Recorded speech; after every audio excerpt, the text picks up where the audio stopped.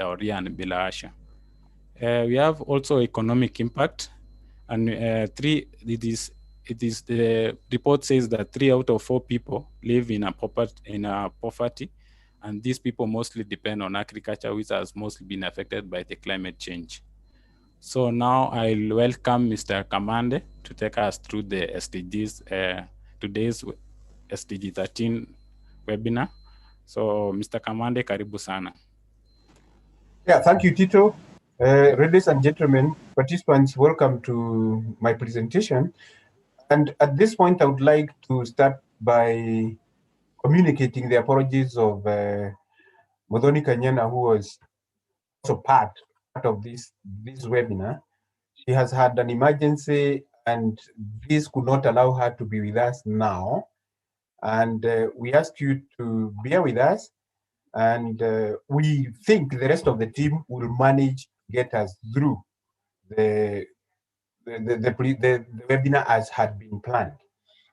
So welcome to the presentation now, and let me start by saying good evening, dear participants, ladies and gentlemen, and good sana for this presentation. So we start by this slide that shows climate action, and say that Sustainable Development Goal 13, which is SDG 13 or Goal 13, is about climate action, and is one of the 17 Sustainable Development Goals established by the United Nations in the year 2015. And the official wording is to take urgent climate action to combat climate change and its impacts. The goal has to be achieved by 2030, and progress towards the goal is measured by indicators. And there are 5 targets in the indicators, and there are some which are called output targets that strengthen resilience and adaptive capacity to climate-related disasters. There is another one that talks of integrating climate change measures into policies and planning, and another one on building knowledge and capacity to meet climate change. The remaining 2 targets are means of achieving the targets. I have just indicated that there are indicators that we deal with when we are discussing sustainable development goals. So to implement the UN Framework Convention on Climate Change, it's one of the ways of achieving the targets. And the other one is to promote mechanisms to raise capacity for planning and management. And the UN Framework Convention on Climate Change is primarily the international, intergovernmental forum for negotiating the global responses to climate change.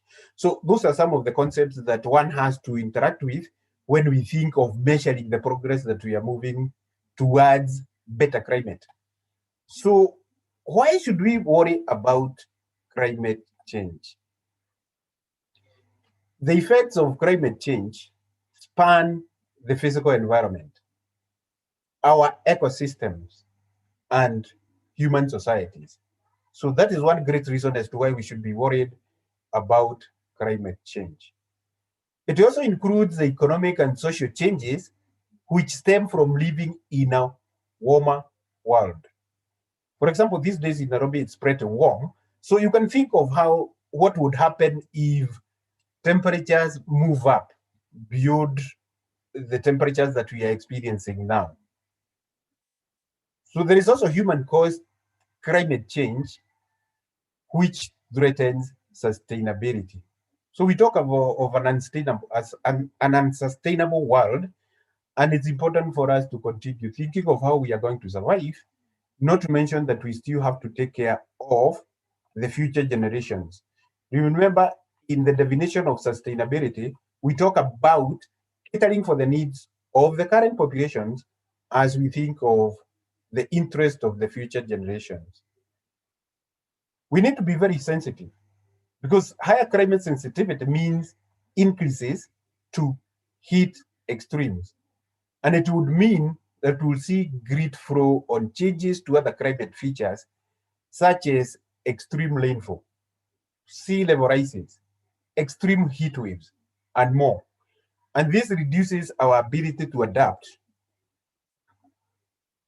Now, recently, as recent as last week, Cyclone Jobo, this may be new to a number of you, threatened the East African coast, and people avoided the beaches in both Kenya and Tanzania. This is climate change in action. It's so real that humanity has no choice than to do something about it. The corona pandemic, one would say, is a call to action, given that now we can see how vulnerable humanity has become to Mother Nature's anger. One would attribute the coronavirus to the anger vested on us by Mother Nature. So we need to be very careful as we move into the future. And since we know that the current is already being, today is being vested on young people, it's important also to start thinking about today and tomorrow. Now, there are very easy ways in our neighborhood, in our country, for us to accurately give evidence of some of the effects of climate change. Flash floods have suddenly become more common these days. There before, we would only hear cries of Silikari Saidia from the rooftops of Nyado Basin. But in 2020, flooding was reported in more than 3/4 of Kenya's counties. That is 36 counties out of 47, with landslides reported in the Rift Valley and the central and the coastal regions. This is very, very, very worrying. And I don't think there is anybody who has the luxury of, uh, of, of doing nothing about the effects of climate change. We have also witnessed forest fires, which were known in Kenya until recently. And we are aware of what happened in 2019 around Mount Kenya. There were forest fires that took days and weeks to bring to control.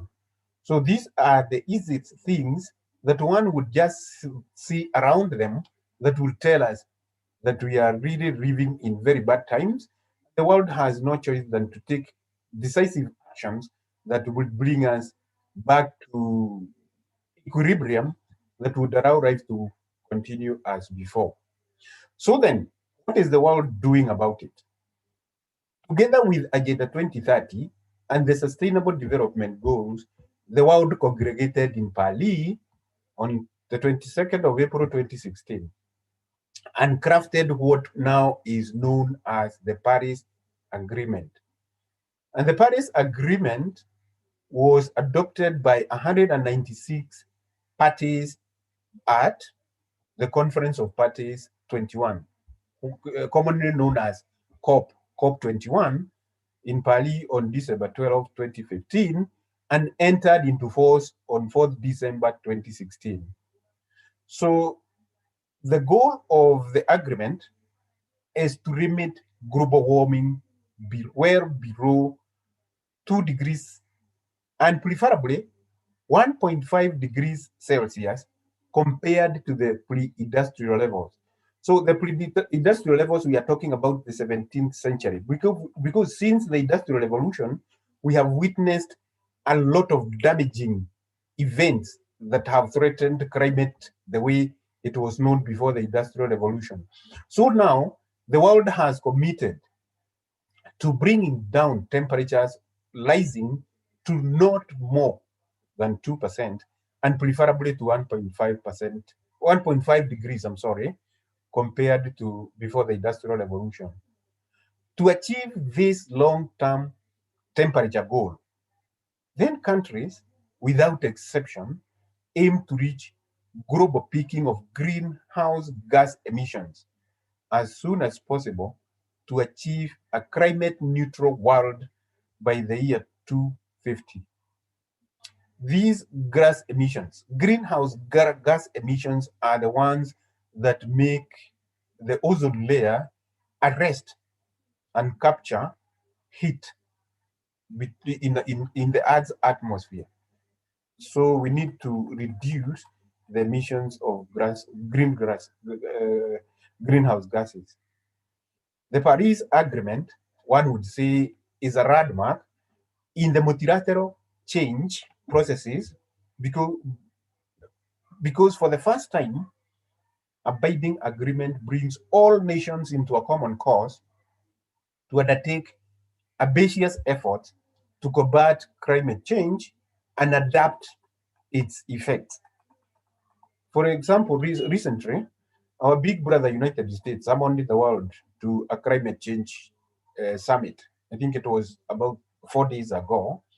And the United States had not ratified the Paris Agreement, and they were not very supportive of the Paris Agreement. But now, being our big brother, he has rejoined the climate agreement movement, and now there are better prospects of success as the US comes with resources, both financial and skills. So, welcome the United States. I hope we can do better with you than when we don't have you around. So how does the Paris Agreement work? We have 5-year cycles, and generally these are called medium-term planning, so that every 5-year cycle we experience plans that are implemented every 5 years. So implementation of the Paris Agreement requires economic and social transformation based on the best available science. And the agreement works on a 5-year cycle of increasing ambitious climate actions carried out by countries. For example, by 2020, that was last year, countries were expected to submit their plans for climate action known as the nationally determined contributions. And in their nationally determined contributions, countries communicate actions they will take to reduce their greenhouse emissions in order to reach the goals of the Paris Agreement. Remember, the goal is to reduce temperature increases to 2%, 2 degrees Celsius, or better still to 1.5.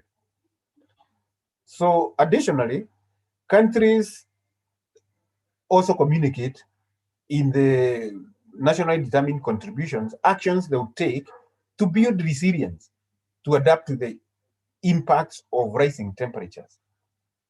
Long-term strategies are another instrument that are meant to better frame the efforts towards the long-term goal.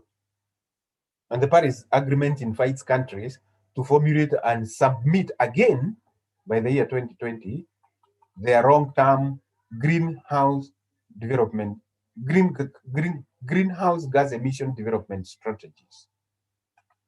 Nevertheless, the countries' NDCs, or the nationally determined contributions, have to be put into the context of countries' long-term planning and development priorities. For example, in the case of Kenya, they have to be contextualized in the context of our Vision 2030, and most recently, the Big Four agenda. So then, how would countries of the Paris Agreement support each other? Because we know countries have different capacities. So the agreement provides a framework for financial, technical, and capacity building support to those countries who need it.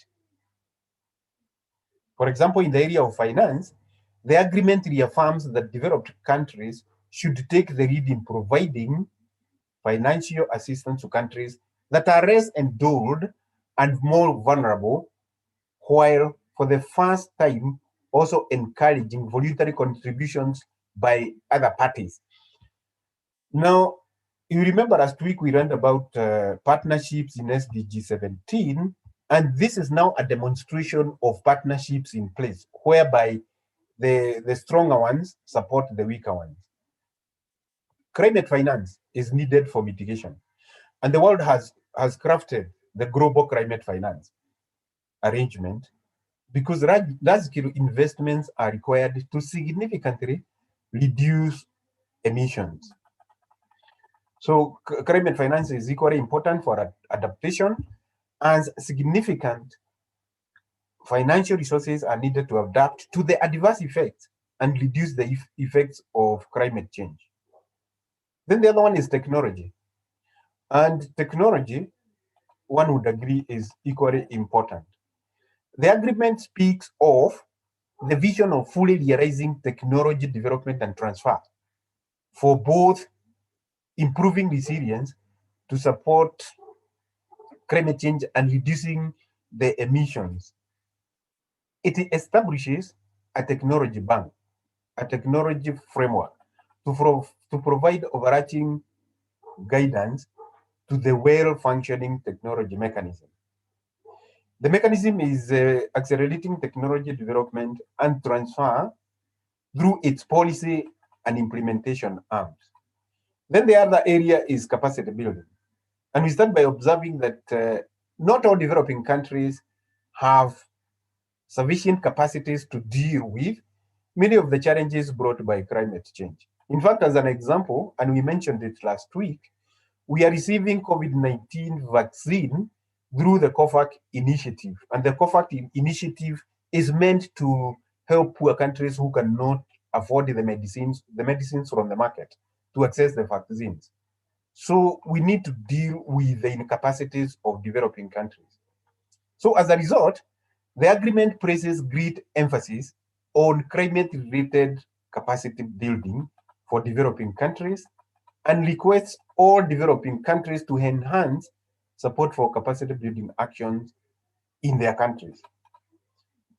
For the youth in Kenya, for example, I was thinking that the youth could be very helpful if they were to help us to compute carbon capture by our trees and forests so that we can make it a good starting point in order to benefit from what is called carbon trading using carbon credits. Through the polluter pays principle, the world agreed to establish carbon trading. It's a stock-like exchange whereby those who are polluting most deposit money, and then those who are sucking carbon from the atmosphere can actually be paid for that.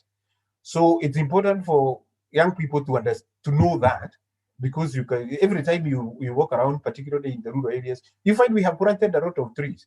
So time has come for us to start charging the north from sucking back carbon dioxide from the air using our trees. So now how are we tracking the change? And there is the stock taking that the world is doing. And with the agreement, countries established an enhanced transparency framework.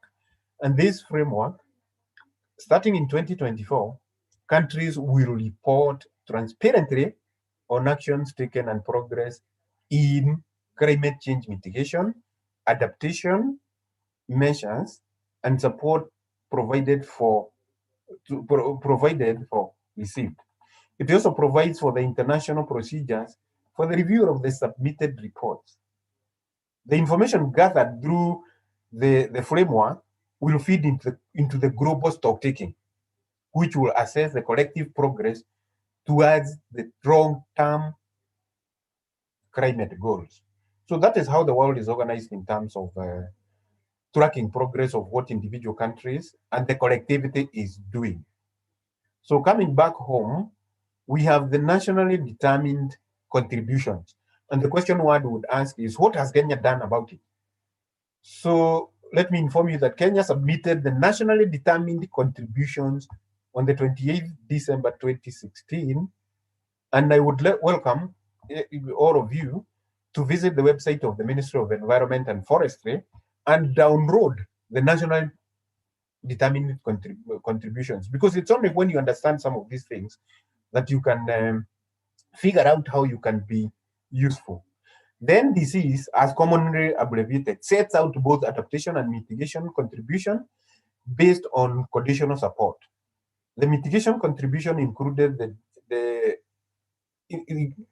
mitigation contribution intended to abate greenhouse gas emissions by 30%, That is our loan by the year 2030. And another action that the government has done is to establish an institution. So there is a climate change directorate, again, in the same Ministry of Environment. And it's responsible of crafting the vision, leadership, and guidance on matters climate change. It is the lead agency of the government on national climate change plans and actions to deliver operational coordination. Then we have the county governments. So again, alongside the NDC, the country has developed a national climate action plan 2018 to 2022, which was prepared through a participatory process. It also involved the participation of the state departments, of the national government, the county government, civil society, and the private sector, as well as academia. And a wide range of individuals was involved to enhance participation. Now, for the counties, county governments domesticated the national plan through their county integrated development plans, commonly referred to as CIDPs. And these CIDPs are also, again, prepared through participatory methods. And it's important that young people, alongside everyone else, participate in the meetings. Try and attend the meetings, as they offer opportunities for you to be heard and your suggestions to be included in the plans and in their annual work plans. Every now and then you see through the papers, through the radio, through TV, county governments announcing invitations for residents to participate in some of these plans and budgeting. And it's important for young people to start becoming more responsible and participate in the development of this country by, first of all, participating in the preparation of the 5-year plans, whether it's at the national level or at the county levels. Then what are the local initiatives on climate change? And I have projected this screen on tree planting, the idea being to show that everybody is getting involved. You can see men, women, young and old, and this is very important for us to do anything about climate change. So in all these other areas that are mentioned in the national determined contributions, it's important for everybody to find their niche, to find how they can participate. Then that is followed by households, and households also have a responsibility to contribute to climate change mitigation. You can see this is a very admirable image of a Maasai lady installing a solar panel on a manyata. Who would have thought that electric power would be installed in a manyata?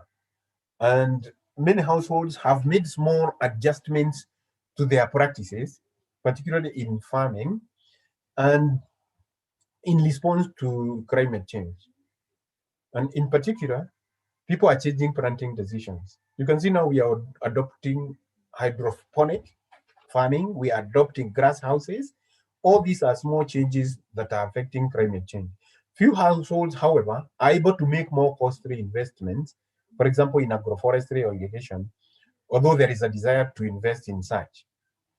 This emphasizes the need for greater investments in the rural and agricultural development to support the ability of households to make strategic long-term decisions that affect their future well-being.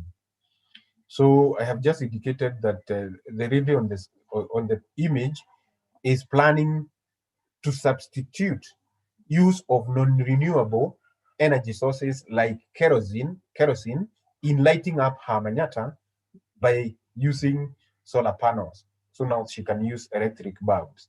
And this is commendable. You can imagine if all Kenyans were to do this. So this is moving towards the end of my presentation. And I would, as a parting shot, say that the existential threat of climate change is there for everybody to see. And the world has zero option than to mitigate climate change. Thank you for listening, and take up your part in mitigating climate change. So over to you, Tito. Yeah, thank you so much, Mr. Kamande, for your presentation. This has been so much insightful, and I know each and every participant has taken part in listening to your presentation today. And I know we shall have so many things to mitigate in concerning the climate change. So I don't know if there's anybody with a question to the speaker of today. So you may raise your hand so that you can be unmuted by one of our participants. And also you can also use the chat facility to ask your question. So we shall only take the first two questions from the participants, and the rest can also share on the chat.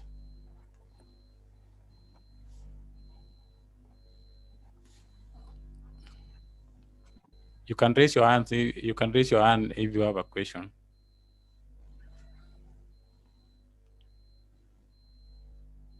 Or any comment or anything that you maybe want to wish to share with the rest of the participants.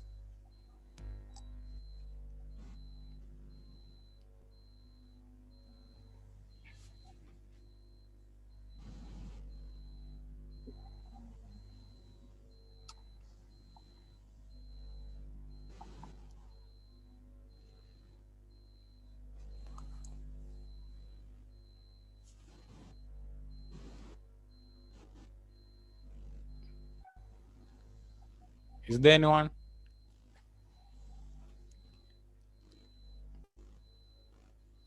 Patricia, you can help me check on the chat if there is anybody who has asked a question.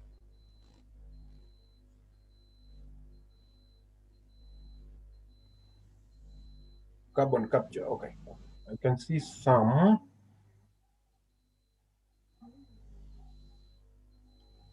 Okay, so there are two questions I can see, and I think I can just respond to them as we wait for others or as we move to the next session. The first one is Lisa Atieno would like to know more on carbon capture and carbon trading. So on that one, Lisa, there is what we call the carbon development mechanism, and in that mechanism, countries agreed that those industrial countries with companies and factories that are polluting the air so much should actually be charged for polluting the air.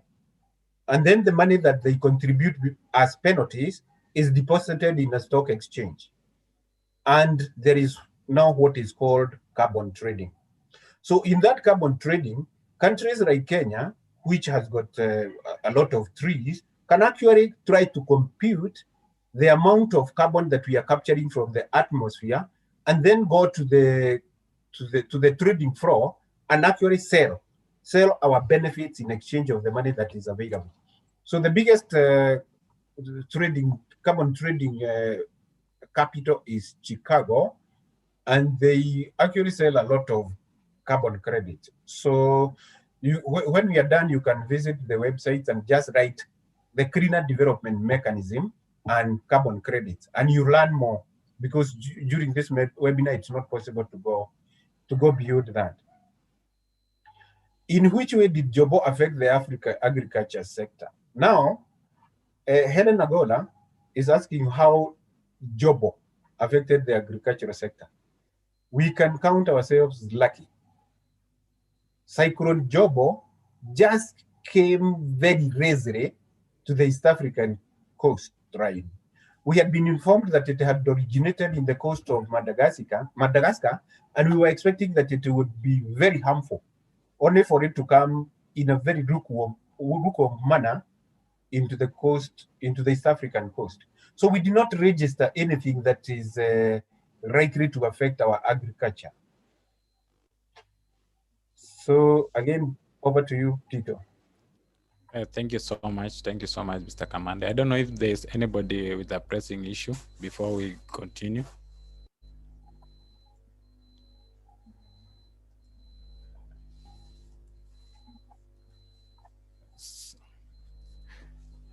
Okay, so maybe now we can proceed.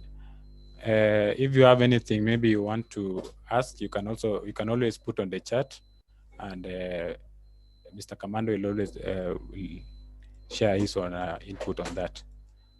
Okay, so our next session is breakout rooms.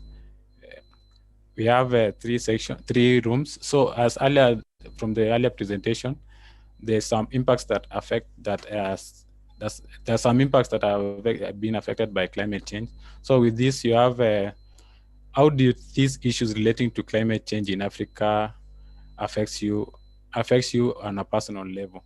So now we shall have three groups. Group one will be discussing on the rising temperatures and the rising sea levels and coastal erosion. Group two, we will discuss on extreme weather events and food security impact. And group three, you will discuss on health impact and economical impact. So on your groups, you will be required to come up with maybe how this has affected you personally, and maybe on how do you think we can help resolve these issues. So you'll be sent to the groups. You'll have 10 minutes to do your discussion in the groups, and then one person, or you will choose a team leader who will come and present to us after the breakout rooms. So you have 10 minutes. So Laureen, can you send us please to the rooms? Okay. Yep.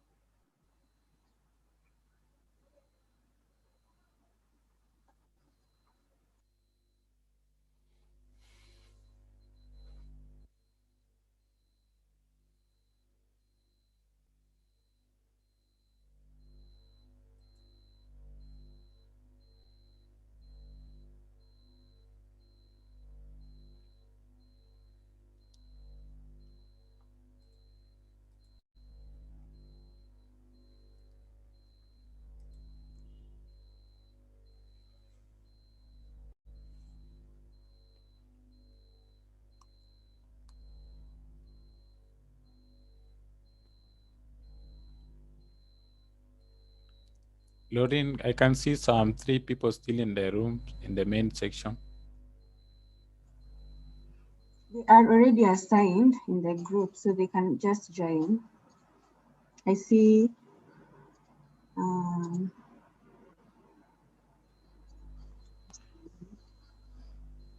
Jay Kinyanji is in group 2.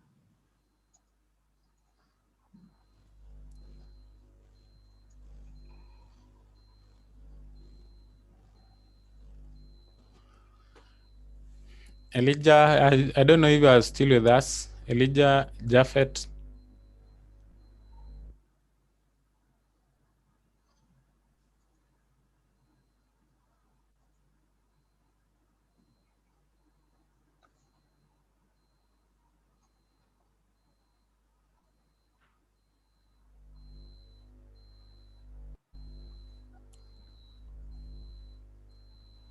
Can you reassign Japhet, please? He's saying that he didn't see the prompt to join any group. Are you the host?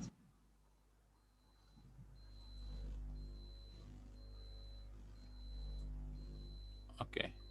Is Japhet, you say he was in group? I know Joy Kinyanjui is in group 2. I need whoever is the host to assist with that.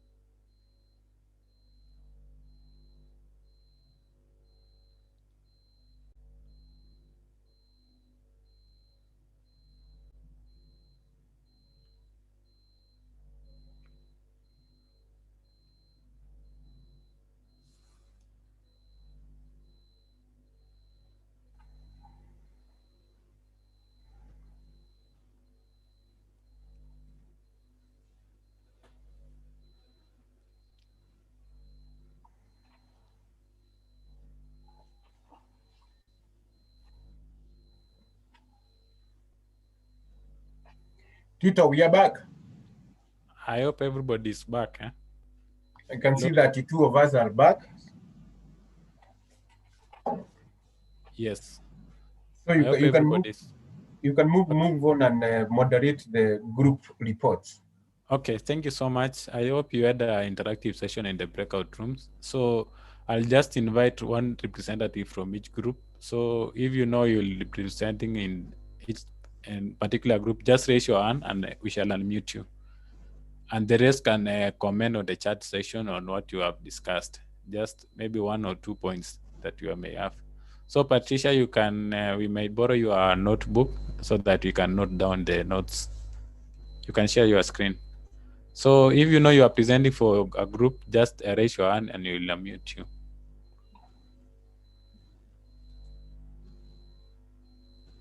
Group 1. Yes, I can see Alfred Tanui. Yes, Alfred Tanui, then Abraham. So Alfred, you can go on. You have 2 minutes. Okay, thank you very much, Tito. We were in group 1 and we were discussing on how climate change affects us on a personal level. And our main points of discussion was the rising temperatures, the rising sea levels, and the coastal erosion. So we had 4 points. The first one was on the rising temperatures, there is an urban, due to urban heat islands, this directly impact, this is whereby the urban areas tend to be warmer than the rural areas. Therefore, there is direct impact on the human health, and therefore it affects people on their health is impacted due to that urban heat islands caused by the rising temperatures. Secondly, the rising temperatures also affect agriculture in the sense that it affects the yield either in terms of crop production or also the animal production, since high temperatures may affect the yield of some crops and also impact on the production of some animals. So it also rising temperatures affect the agricultural sector. The other point was that the rising sea levels lead to displacement of human settlements. For instance, the Lake Baringo and Nakuru, there was some rise in the level of water, which led to displacement of settlements. And therefore, it led to climate migrants. Therefore, they are affected because they cannot settle in the settlements. They are displaced by the rising sea levels due to climate change. The other point also was disruption of the coastal activities, both economic and social cultural activities in the coastal region due to the impact of the coastal erosion and also the rising sea levels. So you find out that there is disruption of the economic and cultural activities taking place around the coastal region due to the rising levels of seas and also the coastal erosion. And lastly, somebody gave a personal point that due to the rising temperatures, he could not see, due to the melting of snow,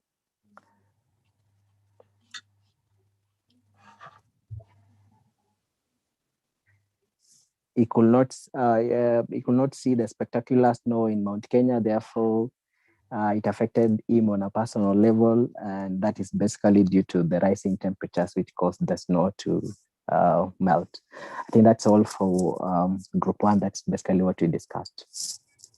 Thank you.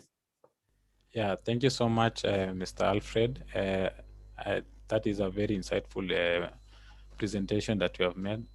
So what I can pick from you is that you had the two impacts: rising temperatures and also rising sea levels, and you have explained it very quite exactly. So Mr. Kamanda will put his comment at the last after the 3 groups are presented. So Mr. Odondi, Abraham, you can present. No, is it Abraham Otieno? Can you unmute yourself? Yes, yes. Yeah. I was in group 3, and we were looking at the health and economic impacts.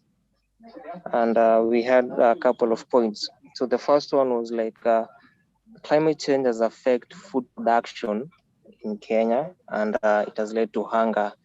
And with the low food productions, which leads to hunger, it directly affects the health of its citizens, most especially certain areas within the country, most especially the northern part of the country. It has also led to poverty, thus in the economic wise, because now if the food production is affected and maybe Kenya is an agricultural country, if you have like poor food production, so in that case, the economy gets affected and it leads to poverty. Climate change has also pushed us to be over dependent on certain sectors of let's say of food production. For instance, we realized that there was like high dependence on fishing, and which led to overfishing, and it has affected life in the seas and maybe the lakes. We also came to realize it also lead to increase in diseases such as diarrhea, because there's lack of water. The rising temperatures, it also affects water, like the water production process through aquifers and rains. Also, over raining leading to floods led to malaria because of maybe stagnant waters. So it has led to an increase in diseases, which automatically affects the health of our young ones and its entire citizens. We also realized that all these come about because we lack that desire to take proper actions.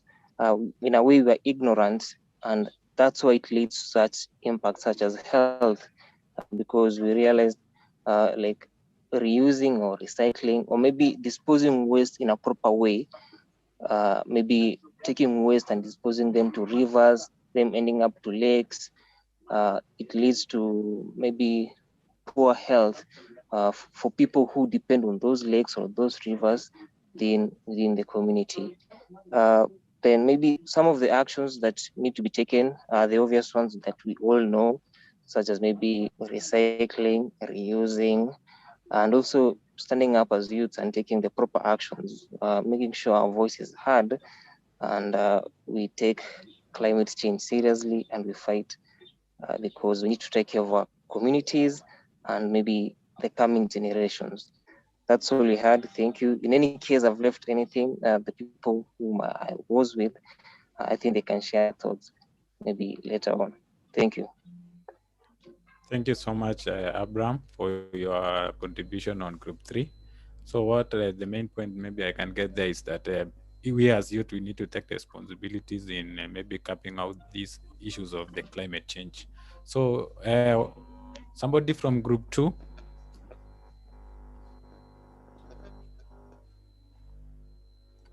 Somebody from Group 2, please. Also, let's try and keep time.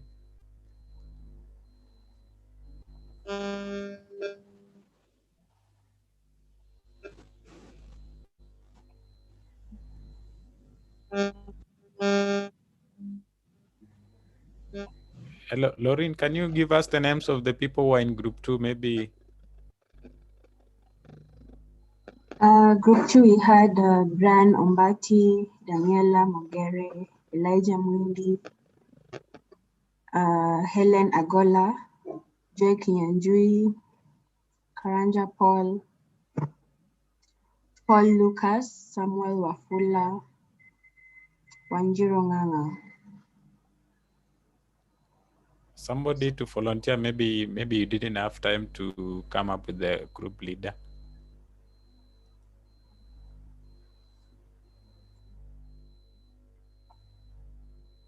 So as you're waiting, there's an additional point from Group 1 on rising from Sharon. She's saying that on rising temperatures effects, drought, e.g. case on Turkana, and increased wildlife For instance, the recent fires in Tsavo National Park locally and the Amazon forest globally.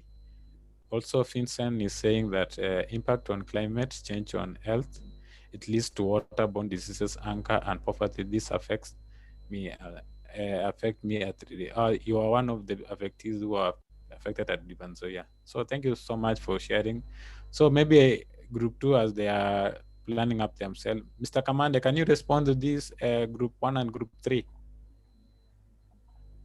Yeah, I don't know what has happened to group 2, but let me say I don't need to summarize what the groups have said, but I only need to make some comment and piece of advice on what this climate businesses are about. Number one, there is nothing rocket science. There is nothing difficult. We are up to the call. We can do everything that is required to bring down temperatures to the desirable 1.5%, rising by 1.5% from the pre-industrial levels. Those who have eyes can see. When you listen to groups, they are talking about practical things that you come across on a day-to-day basis. So there is nothing that we don't know about climate change that we need to go and study about. We know them. It is time for action, and we have to learn the habit of not blaming everyone else other than ourselves. So you might hear people talking about bad leadership, bad counties, bad politics. That is not going to help us. What is going to help us is right now the personal responsibility that we are taking for the coronavirus. Everybody has got a mask to selfishly protect themselves. So we should jealously protect the environment we are in order to increase the prospects of surviving. I can tell you that personally, in the house where I'm living in, I personally save water, whether it's in the bathroom, whether I'm brushing my teeth, or whether I'm washing my hands. I ensure that I don't leave running water from the tap. I'm the one responsible of switching off the security lights in our house. And I don't need to remember that there is a house girl, there are my daughters, there is my wife. I have to do it myself. I also do the pumping of water. We have water that has to be pumped up the tanks, and I take it personally. And I'm observing that other people in the house are also taking up some other small jobs that are contributing to reducing the effects of climate change. So we need very small actions that when combined become big, and they are most likely going to reduce the effects of climate change. So the key words to take away is responsibility. You have to be responsible over your own life, over your own climate, and over the environment that you are living in. That way, you're also going to feel that you're accountable for your actions.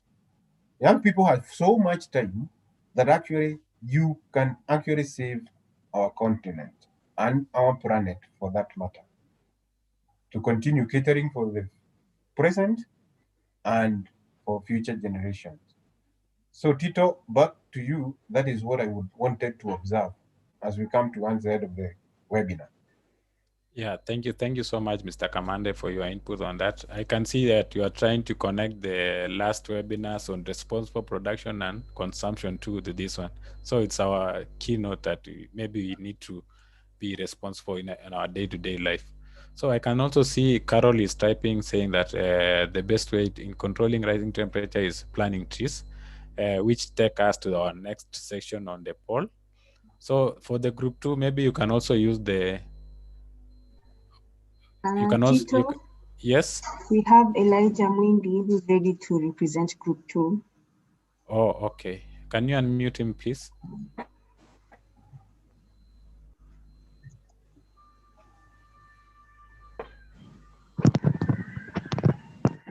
So, hello everyone. Hello. I hope you can hear me. Yes, we can hear you loud and clear, Elijah. Go on. Okay. So, concerning the question of you have asked on group 2, sorry, I have joined late. I didn't have the whereabouts about the group. So, straight to the question. Extreme weather events, food security impacts, how is it affecting or how is it coming along with climate action? So I would say that of late you have seen that we have been having weather changing patterns, and we have been having heavy rains which have caused breaking of lakes, and the water has reached to people's place of stay and farms. So concerning how it has affected food security, I would say that when such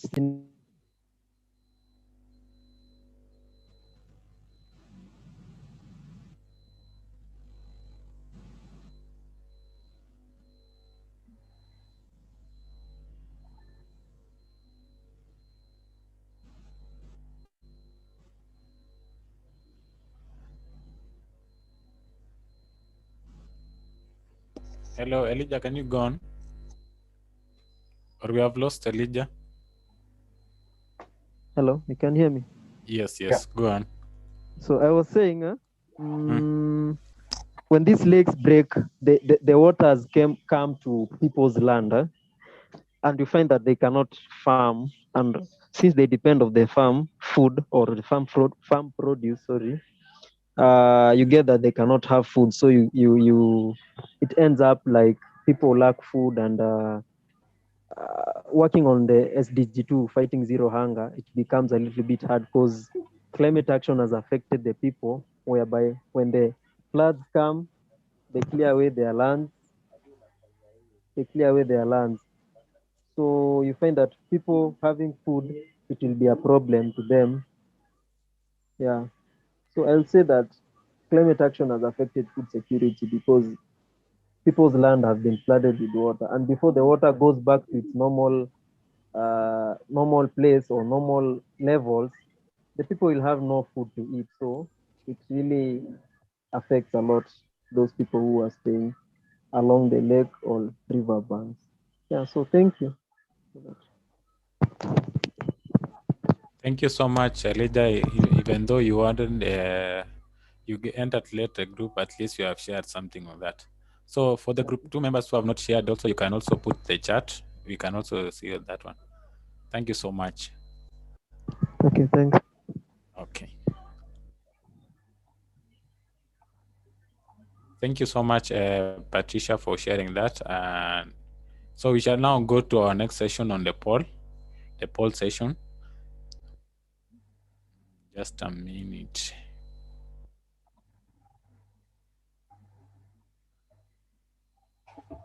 So our poll question today is concerning what can we youths do to mitigate on the climate change. So Patricia will share a poll. You'll just click on one of these. On as a youth, what do you think is the best way to mitigate to climate change? We have tree planting. We have working with the county governments. We have savings on water and sharing on social media. So as you wait, I don't know, Patricia, are you ready on your side to share the poll?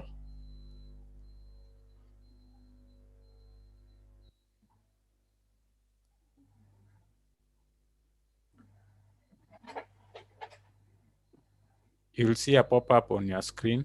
Just click and then answer one of these medication.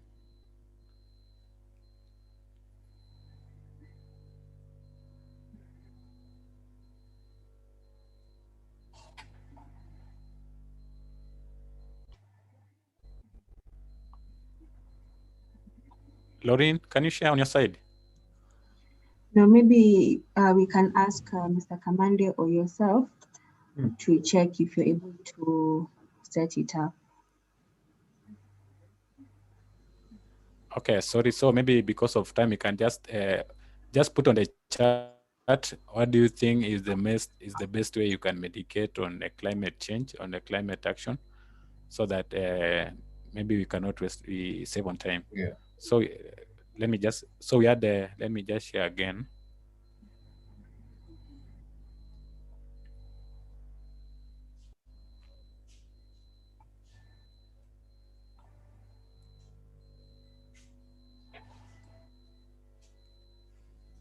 So we have tree planting, we have working with the county government, saving on water, sharing on social media. So you can just put on the chat.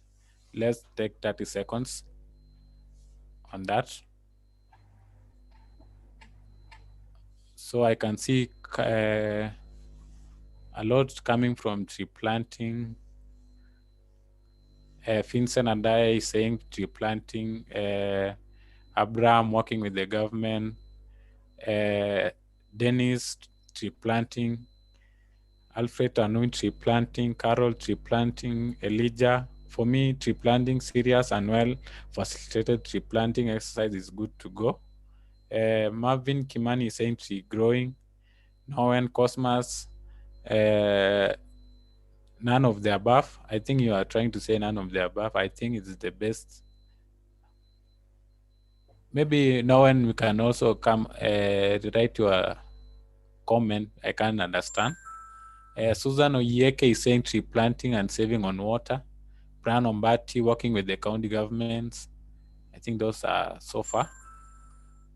Ellen Ogola, thank you. You are saying tree planting. Yes.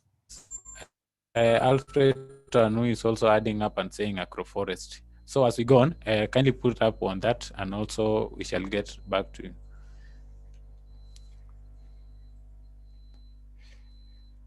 So thank you so much for participating on today's webinar series. So we want also to welcome you to 2020 Mile Big Innovative Challenge, which always go on each and every year. So this year we are working on the four green agenda SDGs, which are SDG 12 to SDG 15. And last week we started with SDG introduction to SDG 12, and today we are on SDG 13. And the coming weeks we shall be doing SDG 14 and 15. Thereafter, we shall do a design thinking training. So also we want to welcome you to our learning platform, online learning platform. You can find us on learning.mylittlebigthing.com and go through the modules that we have. So this year we are working on the 4 modules. If you go through the 4 modules, you'll have a certificate which will earn you 10 points on your challenge when you are presenting your project on the green agenda. Also, we want to hear your feedback on today's webinar series. Patricia is sharing a link to the feedback survey. So kindly click on that link and answer some of the questions that you have been asked there, and we shall appreciate what you have put there. So we also want to welcome you to our next week webinar series that is on SDG number 14, whereby we'll be discussing on youth's involvement in the restoration and protection of water habitats and life underwater. So we welcome you. Kindly invite your friends. Share the link when you get the link, and also share to each and every person, undergraduate and those in colleges, institutions. Thank you so much. You're welcome. Thank you. I want to appreciate Mr. Kamande for the good presentation that he has made today, and also Madam Mini Mpesa for the good cooperation on sign language interpretation. So thank you so much. In case maybe you have anything, can you go on, before you leave, kindly click on that link, and tomorrow also you'll get another email to also invite you for the next webinar, and also on the survey, or to fill in the survey form that you have been asked to. So before you leave, thank you, and see you next week.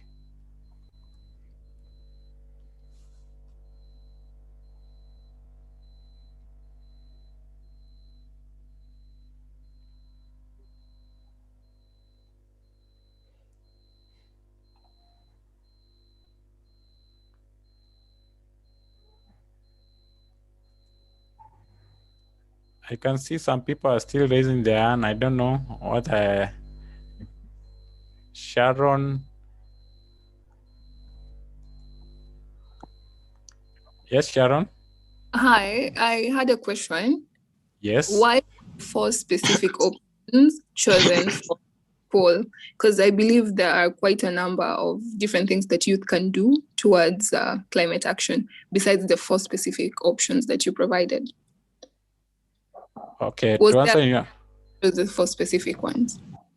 To answer on your question, this year our team this year is on the green agenda SDGs, and we are focusing on the 4 SDGs. Last year we started on 2018, whereby 2019, whereby we did the first 5 SDGs that were dealing with the unfinished business millennium goals, that were SDG number 1 and to number 5. Last year we did another 5 SDGs on SDG 6 to 11. So we are mostly doing concerning the SDGs that we are focusing on. For example, now this year we are focusing on the green agenda, which start from SDG 12 to SDG number 14. But you can always link this your project concerning. You can link SDG 12 and also SDG number 3, or you can link SDG 10 and also to link it to the SDG number 14. It's not like it's compulsory that it's only you are focusing on the specific SDGs 12 to SDG number 15. I think I've answered your question. Yes, Bwana Tembo. Yes, sir. Good evening. Good Please, evening. I want to know the competition. Is it for Nigerians also? And I want to have the website where I can take the certificate courses. I want it to be typed so that I can click on it and take the certificate courses. Okay. Maybe Patricia can you can put on the website the link, the learning.mylittlebigthing.com. Hi, Tito. Yes. I think Okay. you know the answer my question, because I asked the one for the poll, not for the series, like the specific options that you put in the poll. Sorry. Maybe I got it wrong. So the poll was just like a learning for us, but we know we have so many things that youths can do to mitigate on the climate change, but that was set a sample of what we can do on a day-to-day basis. But you can always put on the chart in nature and everything, and also you can also add on the survey link that will be sent to you on the comment section down there. Okay, thank you. Yes, yeah, you're welcome.